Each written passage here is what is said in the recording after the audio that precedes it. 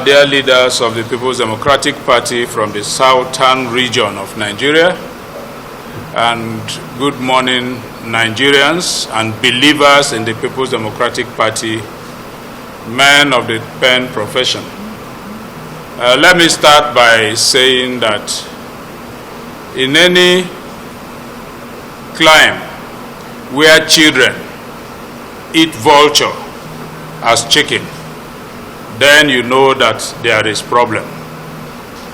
Again, any family where you have elders and they sit there and allow the goat on the stable to do delivery, then the elders are not worth their salt. We are members, leaders, state chairman, minority leader of the house, senators, governors, serving and former, from the southern part of the country that are members of the People's Democratic Party. And we have felt it necessary to address the world this morning. Issues are simple. We have observed cases of exclusion, cases of injustice, actions that are likely to cause problems within the People's Democratic Party.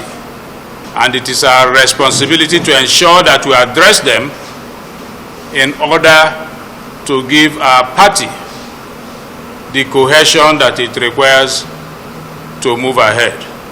And so we have called for this press briefing this morning.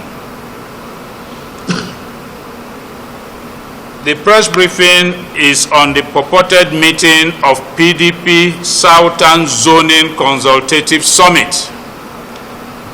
The attention of the undersigned chairman of the People's Democratic Party from the South and some critical stakeholders has been drawn to a meeting nicodemously summoned in Lagos today, the 21st day of August 2025, by some persons purporting to do so on behalf of the PDP members of the South, and they tagged the meeting PDP Southern Zoning Consultative Summit. This meeting is convened by the Admin Secretary Zoning Committee of the PDP at the behest of the Chairman of the Zoning Committee, our brother Honorable Senator Doye Diri, Governor of Bayelsa State, and it is to hold at the Legend Hotel Ikeja. The said meeting, tagged a summit, was allegedly convened in the name of the three geopolitical zones of southern Nigeria, that is the southeast, the south-south, and the southwest. We say that it is indeed highly regrettable and deeply disturbing that such a meeting was convened without the courtesy of inviting several state chairmen from the southeast and the south-south, as well as the duly elected national secretary of our great party, including the deputy national legal advisor of our party, who is seated by my right. Even more troubling is the inexplicable exclusion of several national officers, eminent leaders, and critical stakeholders of the People's Democratic Party. Shockingly, my humble self, the minority leader of the House of Representatives in the National Assembly, and other principal officers of our party from the south-south and southeast were also deliberately sidelined and denied participation in a meeting where such far-reaching and sensitive decisions on zoning, power rotation, and political equity are to be discussed. Equally concerning is the deliberate omission of most former governors from the southeast and south-south, who are by every standard of history, every standard of pedigree and institutional memory, remain critical stakeholders in any conversation about the future direction of our party. Such a brazen disregard for established structures and statutory organs of the People's Democratic Party not only offends the spirit of collective decision-making, but also risks undermining the very foundation upon which our great party was built. The People's Democratic Party, since inception, has been anchored on the values of inclusivity, equity, consultation, and collective responsibility. Any process that deliberately sidelines key stakeholders, ignores the legitimate authority of national officers, and excludes elected leaders and ranking lawmakers, erodes trust, fuels division, and threatens party cohesion at a time when unity of our party is most needed.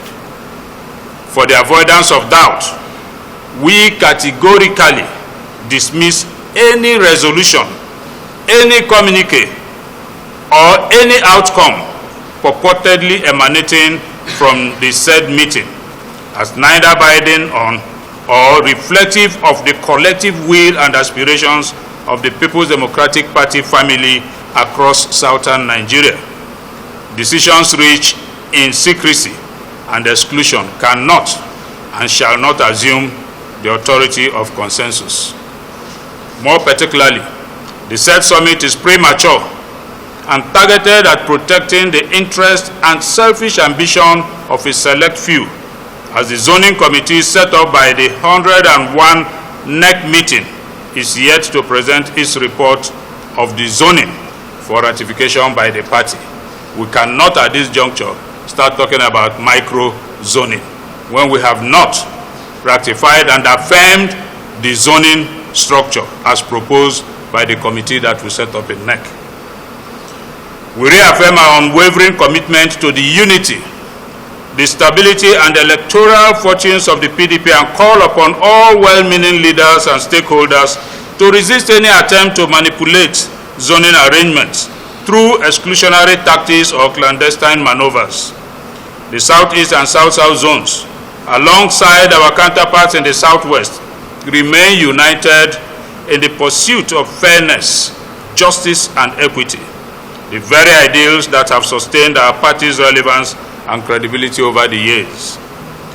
As custodians of the mandate entrusted to us by our members, and indeed the people of this country, we remain resolute in defending the integrity of the People's Democratic Party and ensuring that any decision affecting Southern Nigeria within the PDP are reached through proper consultation, transparency, and inclusiveness in line with the established democratic ethos of our great party. We call on the National Working Committee, the National Executive Committee, and all stakeholders of the party to disregard completely any outcome of the said meeting, which is not only illegal but very divisive. We therefore urge all to take notice that where any iota of regard in any form is given to the outcome of the purported meeting, we shall not hesitate to take appropriate steps in line with our party constitution to resist same, and of course with very full force.